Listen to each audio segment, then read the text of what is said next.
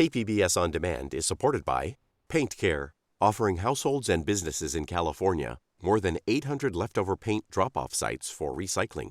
Quantities of 100-plus gallons of paint may qualify for a large volume pickup. Learn more at paintcare.org. It's that time of year.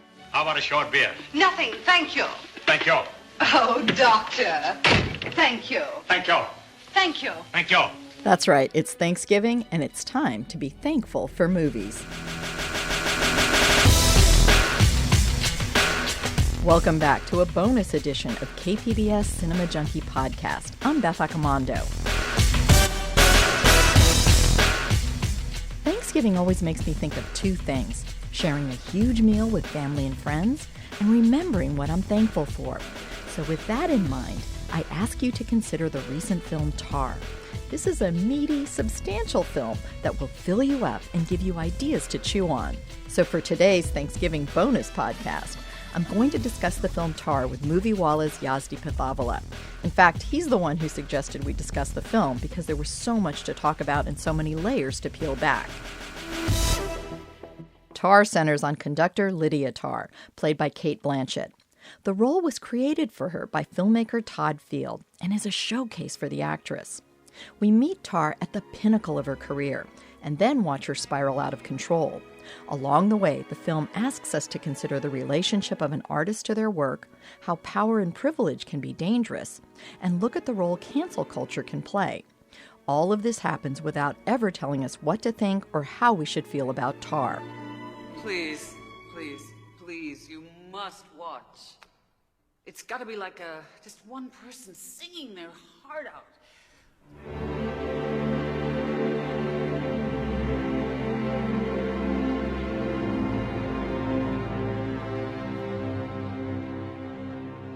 I will admit, not everyone is appreciative of this film. It provokes people, but it also gives you something to discuss and debate. And that's so much better than walking out of a movie and just being consumed by a discussion of where to go to eat, and 10 minutes later you can barely remember the film you saw. But Tar is a film that gives you a lot to talk about, even if you hated it. But Yazdi Pithavala shares my appreciation for this film. In fact, he texted me to say that he wanted to do a discussion on it, and said he just loves films that are so unapologetically cerebral. So before we start our discussion, here's a clip from the opening scene of the film.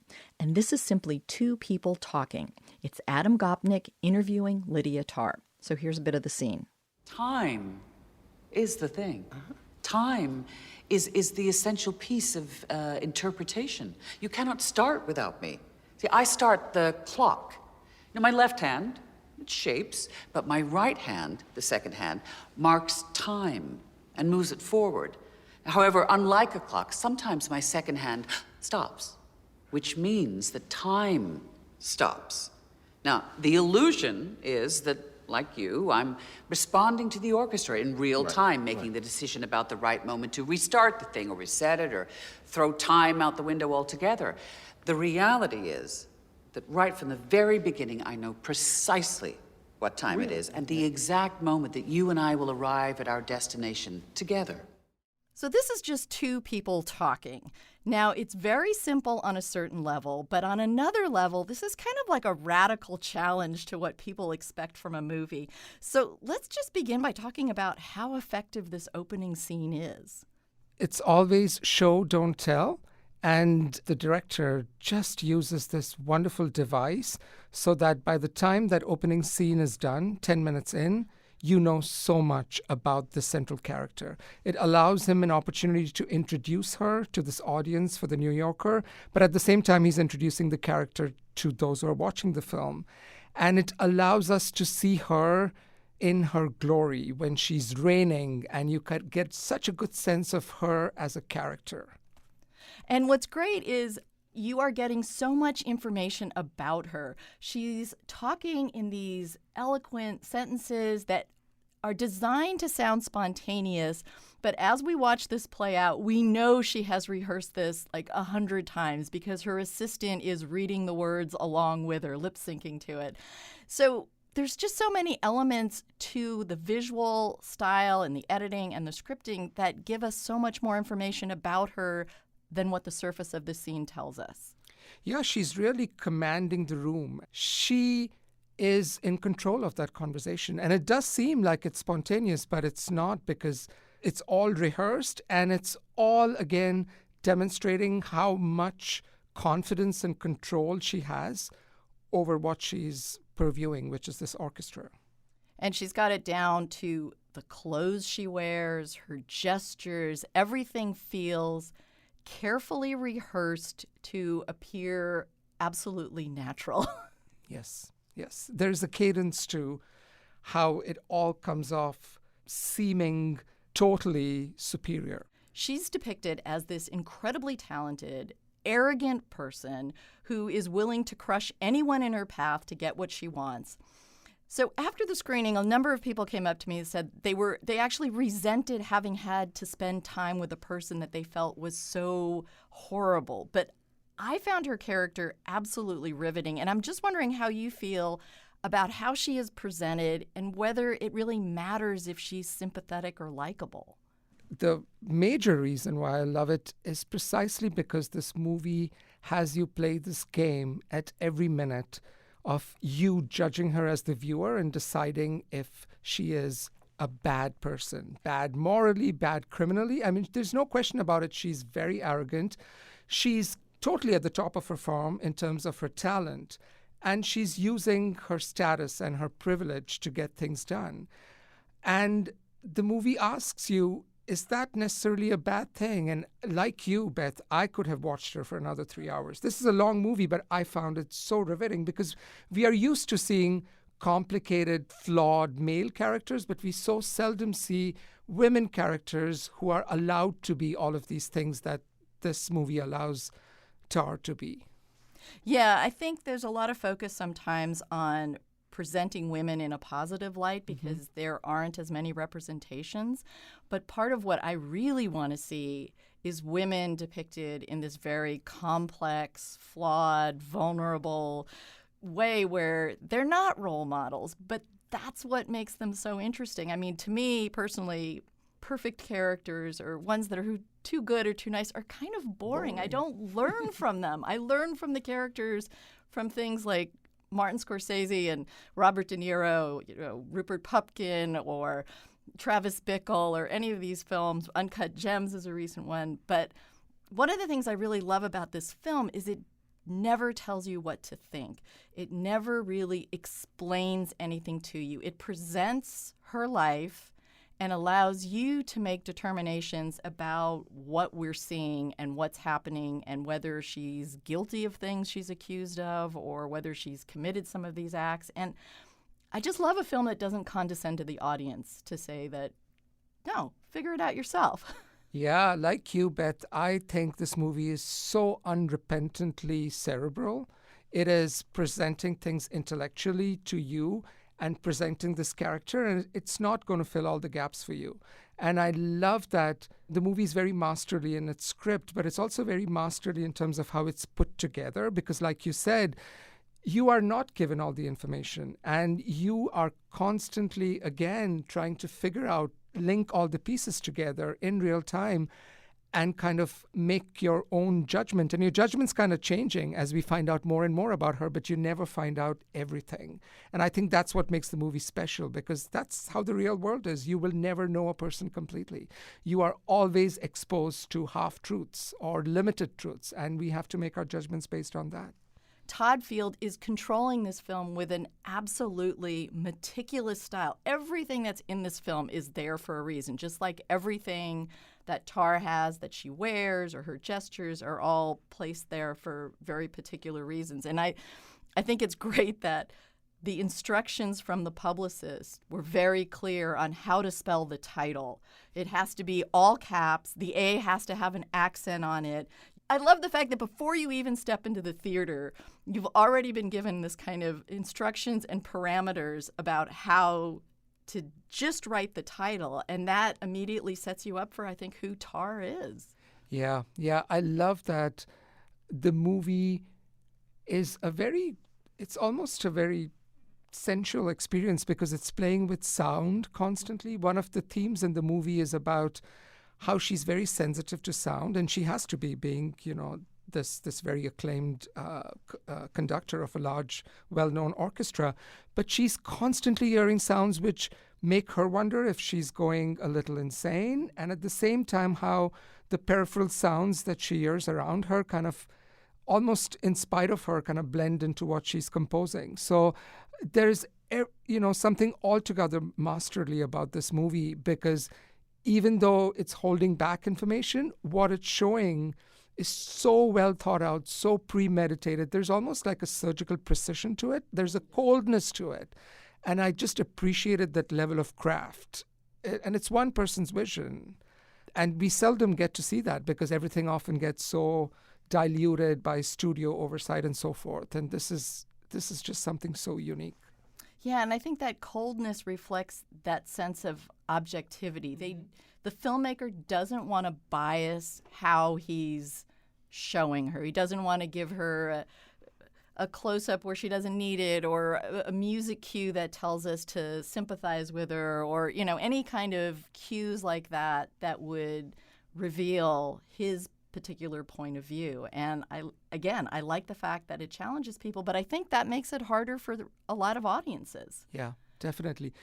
I mean, I'm not giving anything away by saying that a good portion of the movie is watching Tar in free fall as everything is kind of crumbling away from her.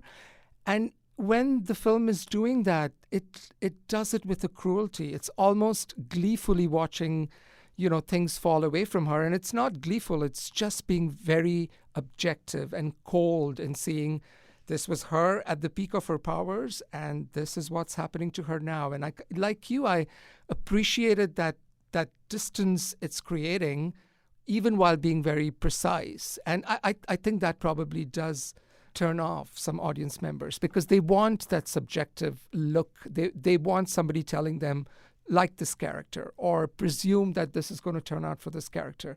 And this filmmaker has no interest in telling you how you should think about the film. Or that it's okay to hate her. Right. I mean, it gives you mixed signals in the way it depicts her. Now, you mentioned she has this free fall. The catalyst that kind of triggers this is cancel culture to a degree. And there's been a lot of talk about the fact that there's cancel culture in the film. There's the Me Too movement. I think it's wrong to kind of define the film as a film about cancel culture, but it definitely plays a part in this. And do you think it's kind of pushing the audience's buttons by bringing up those issues and making that the catalyst that starts her fall? I think the movie is a lot more sophisticated than that, but it's definitely pushing your buttons. The very first thing you see in the movie and the very last thing you see in the movie is the view of somebody's phone, which is capturing some information. And the movie's making it very clear that once you're a celebrity, you are going to be judged. And you are going to be judged by the rules of social media and everything else that's happening around you. And I think, again, one of the reasons this movie triumphs is because it's not interested in the tired, cliches of, this such and such person is being canceled or such and such person is a victim of Me Too.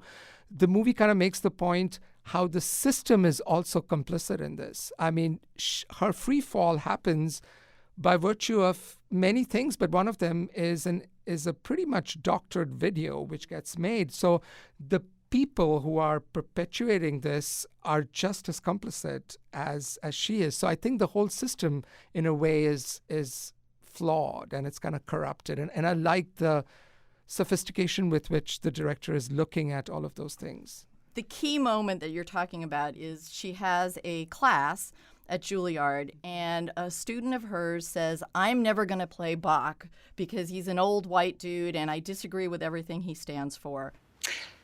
Come on, Max. Indulge me. Let's allow Bach a similar gaze.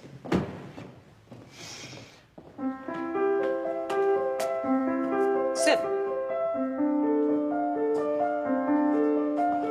Now, this is all filigree, right? I mean, it could be a first-year piano student. Or Schroeder playing for Lucy. Or Glenn Gould, for that matter.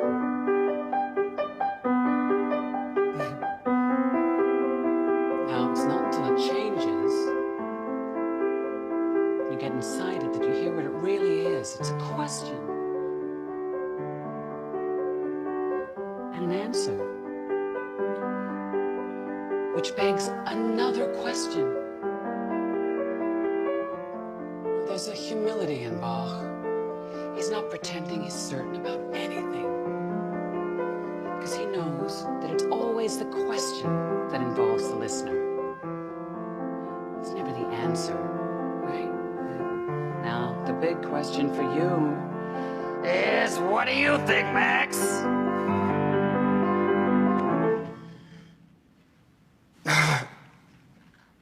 You play really well.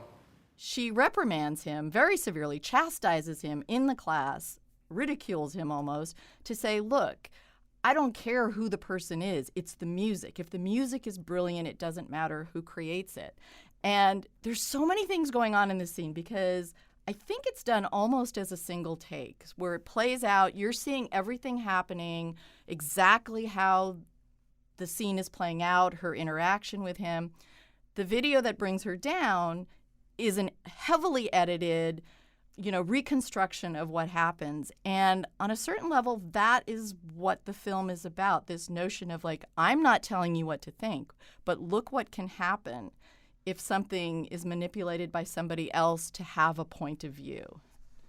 Yeah, if anybody is sitting on the edge whether they should watch this movie or not, I think that scene alone is worth the price of admission. And like you, I was in awe because it did seem like a single, unbroken 20-minute shot. Maybe it's not, maybe it's made to seem that way, but the whole thing transpires, seemingly in real time. And before I watched the film, from what I'd heard about it, I thought that that's what the movie was only about, which is, trying to separate the art from the artist, and how people sometimes say, oh, such and such person has done this, so I'll never watch their movie, or such and such person. And this is such an intelligent way of looking at this, where essentially she's saying that if you start doing this, then you will never be able to appreciate art at all. And she does take down the student. I mean, there's this dichotomy in power. She's the instructor and this is the student. And she is, pretty ruthless in terms of, bringing him down for his views, saying that, Bach was too patriarchal and so I want no part of his music. And I think what you face as a viewer kind of furthers this discussion of art versus artist. And again, so masterful. Yeah, and it's one of those scenes, too, where on a certain level, I was agreeing with a lot of what she was saying. As a film critic, I don't want to be responsible for vetting every filmmaker or every actor to find out what they are in their personal lives so I know whether or not to like their art. I want to be able to look at their art and judge it for what it is. But on the other hand, as somebody who has been in the educational system, I also feel like, wow, that is really a brutal way to make your point. So again, there's all these layers to it of which of these things do I prioritize in terms of what I'm responding to? Is it what she's saying? Is it how she's saying it? Is it how the effect it has on the student? There's so many ways to interpret that scene. Yeah, that scene is such a litmus test for an audience member, because you could watch that scene and be completely sympathizing with that student because he's been cut down to size. Or at the other end of it, you could be exactly aligned with what she's saying, which is that, how can you just strike everything off by saying such and such person was bad, and so I'm going to just erase this person from consideration and ignore the historical context. So again, like you said, there are so many layers to this. And, I want to sit down people I love and watch their reaction to that scene, because I think it could be 10 different things. Well, I hope this discussion has inspired a few people to go check out this film. It's not often that you get a movie that you can sit and talk about for potentially hours and still not even scratch the surface of some of what it's doing. So thank you, Yazdi, for talking about Tar.